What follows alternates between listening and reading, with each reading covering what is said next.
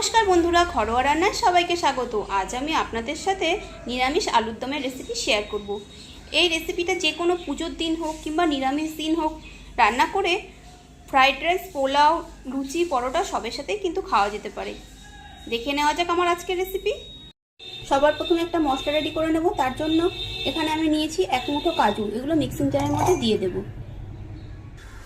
দেব 4 মগজ 1 চামচ, দেব 2 চামচ টক দই। আলুর পরিমাণ যদি বেশি হয় সেক্ষেত্রে মশলার পরিমাণ বেশি করে দেবেন।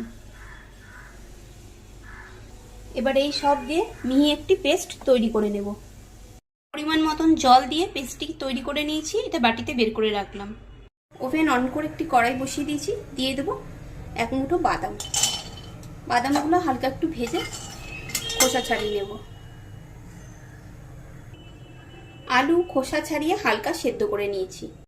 রান্নাটা করার জন্য কড়াইতে পরিমাণ মতন সর্ষের তেল দিয়ে দেব। গরম হয়ে গেছে, আলুগুলোকে দিয়ে একটু ভেজে নেব। নেড়ে নিলাম।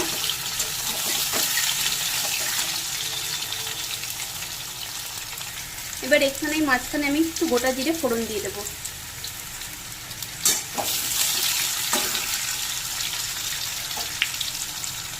এবার অল্প একটু জল দেব। এবার দেব পরিমাণ মতো নুন, আদা বাটা 2 চামচ, জিরে গুঁড়ো 1 চামচ, ধনে গুঁড়ো,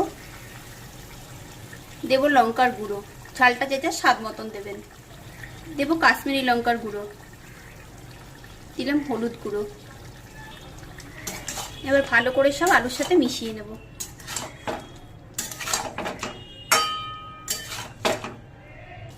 2-3 মিনিট মতন আমি নেড়ে মশলাটা এখানে আলুর সাথে কষে নেব। যেহেতু আমি আলু সেদ্ধ করে নিয়েছি তাই কিন্তু রান্নাটা হতে বেশিক্ষণ সময় লাগবে না। এবার যেই বাদামগুলো ভেজে খোসা ছাড়িয়েছিলাম সেগুলো দিয়ে দিলাম। এবার আগে থেকে যে পেস্টটা তৈরি করেছিলাম সেটা এর মধ্যে দিয়ে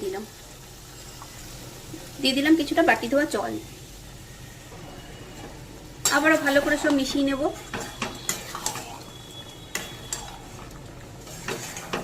এইভাবে আলুর দম রান্না করে পোলাও, ফ্রাইড রাইস, লুচি, পরোটা সবার সাথে কিন্তু খাওয়া যেতে পারে।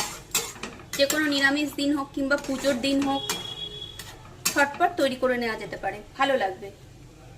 দিয়ে দেবো অল্প একটু চিনি।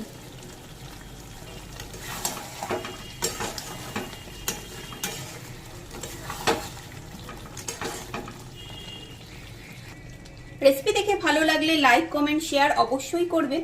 আর নতুন বন্ধু হলে বন্ধু হয়ে পাশে থাকার অনুরোধ রইল।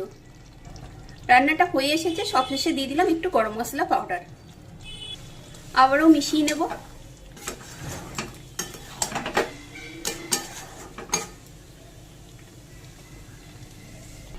এবার গ্যাসের ফ্লেম অফ করে কিছুক্ষণ এভাবেই রেখে দেব, তারপর পরিবেশন করব।